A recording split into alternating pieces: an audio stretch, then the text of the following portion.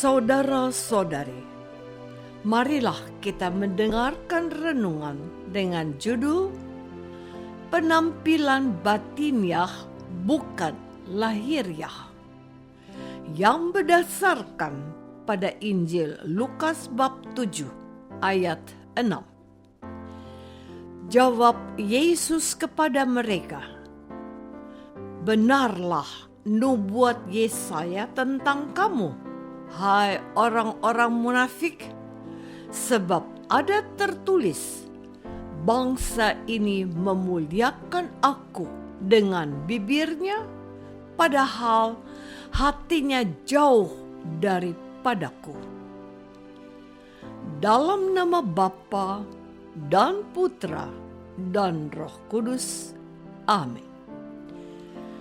Saudara-saudari terkasih dalam nama Tuhan Yesus Kristus, hari ini adalah Minggu Biasa ke-22 sekaligus Hari Minggu Kitab Suci Nasional. Bacaan Injil menceritakan pertemuan orang Farisi dan beberapa ahli Taurat dari Yerusalem yang datang menemui Yesus. Mereka melihat bahwa beberapa orang murid Yesus makan dengan tangan najis, yaitu dengan tangan yang tidak dibasuh. Sebab orang-orang Farisi seperti orang-orang Yahudi lainnya tidak makan kalau tidak melakukan pembasuhan tangan lebih dulu, karena mereka berpegang pada adat istiadat nenek moyang mereka. Dan kalau pulang dari pasar, mereka juga tidak makan kalau tidak lebih dahulu membersihkan dirinya. Banyak warisan lain lagi yang mereka pegang, umpamanya hal mencuci cawan, kendi, dan perkakas-perkakas tembaga. Karena itu, orang-orang Farisi dan ahli-ahli Taurat itu bertanya kepada Yesus, "Mengapa murid-muridmu tidak hidup menurut adat istiadat nenek moyang kita, tetapi makan dengan tangan najis?" Jawab Yesus kepada mereka, "Benarlah nubuat Yesaya tentang kamu, hai orang-orang munafik, sebab ada tertulis, bangsa ini memuliakan aku dengan bibirnya, padahal hatinya jauh daripada Tuhan." Saudara-saudari terkasih, Yesus kecewa dengan sikap orang Farisi dan ahli Taurat yang hanya memperhatikan hal lahiriah dan mengabaikan hal batiniah, yakni hati yang bersih, tulus, dan suci.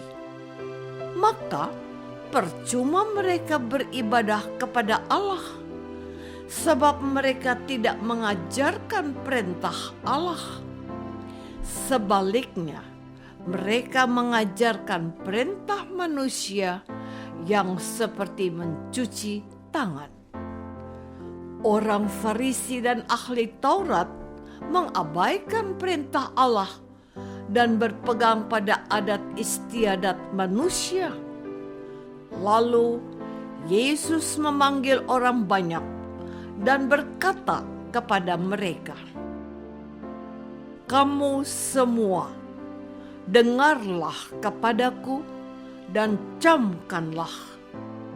Apapun dari luar yang masuk ke dalam seseorang tidak bisa menajiskannya, tetapi apa yang keluar dari seseorang, itulah yang menajiskannya.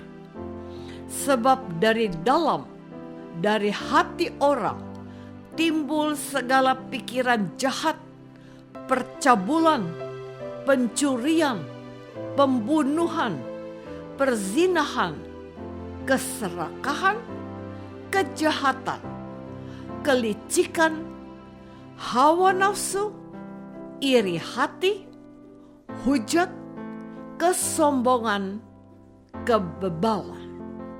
Semua hal-hal yang jahat ini timbul dari dalam dan menajiskan orang. Saudara-saudari terkasih, kita punya kecenderungan memperhatikan yang lahiriah dan mengabaikan yang batiniah. Manusia mudah terpesona oleh kecantikan perempuan atau ketampanan laki-laki. Maka tidak mengherankan jikalau hal yang berbau kecantikan atau ketampanan amat disukai manusia. Perlombaan kecantikan pasti dipenuhi gadis-gadis yang ingin meraih mimpi mereka. Sebab ketika mereka menang, mereka tidak hanya mendapatkan hadiah yang sangat menggiurkan, tetapi juga menjadi pusat perhatian. Mereka akan diliput media dan menjadi buah bibir melalui pemberitaan. Hal yang berbeda kita temukan di gereja. Betapa sulitnya umat Katolik, apalagi orang muda Katolik dan kaum remaja Katolik, melibatkan diri dalam kegiatan di gereja.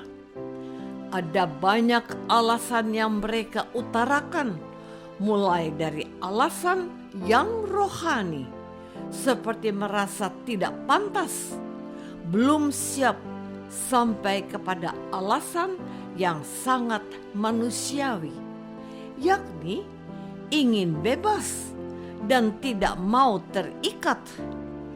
Demikian pula dengan kegiatan rohani di gereja dan lingkungan seperti pendalaman iman, rekoleksi, atau retret yang sepi peminat. Padahal kegiatan rohani tersebut sangat penting untuk jiwa kita. Saudara-saudari terkasih, perkembangan dunia begitu cepat dan menakjubkan. Kalau ada perayaan besar, terutama ketika tahun baru, kita menyaksikan pesta kembang api yang meriah. Artinya, manusia sangat perhatian dan menyukai segala hal yang terlihat mewah. Hal yang sama kadang terjadi dalam perayaan keagamaan. Misalnya, pada saat perayaan Paskah atau Natal, kita lebih suka mencari atau mempersiapkan pakaian dan sepatu yang menunjang penampilan kita. Kita lupa bahwa yang lebih penting adalah persiapan hati kita untuk menyambut dan bertemu dengan Tuhan. Tuhan tidak peduli berapa harga pakaian dan sepatu yang kita pakai. Tuhan tidak peduli berapa harga parfum yang kita gunakan. Yang Tuhan peduli adalah rasa haus dan rasa lapar dalam diri kita untuk mencari Tuhan melebihi apapun. Hal inilah yang kadang menjadi penyebab dari keadaan batin dan hati kita yang kering dan tanpa roh yang menyala-nyala. Orang pada zaman dulu, termasuk orang kudus, lebih menyiapkan tubuh, jiwa, dan roh mereka untuk Tuhan dan mengabaikan penampilan lahiriah. Apakah kita sudah berusaha memperhatikan penampilan batiniah dengan berusaha hidup sesuai dengan perintah-perintah Allah? Marilah kita berdoa. Tuhan Yesus Kristus, Engkau datang mewartakan kerajaan Allah yang memberi kekuatan kepada orang-orang yang mau menerimanya. Sementara bagi orang-orang yang menutup hatinya, kerajaan Allah itu tidak memberikan dampak apa-apa.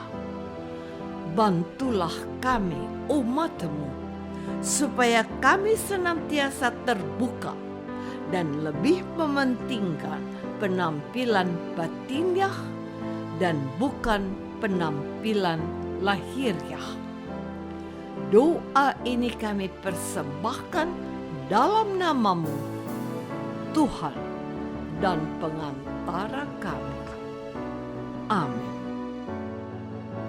Semoga kita semua selalu dinaungi dan dibimbing oleh berkat Allah yang Maha Kuasa. Dalam nama Bapa dan Putra dan Roh Kudus. Amin.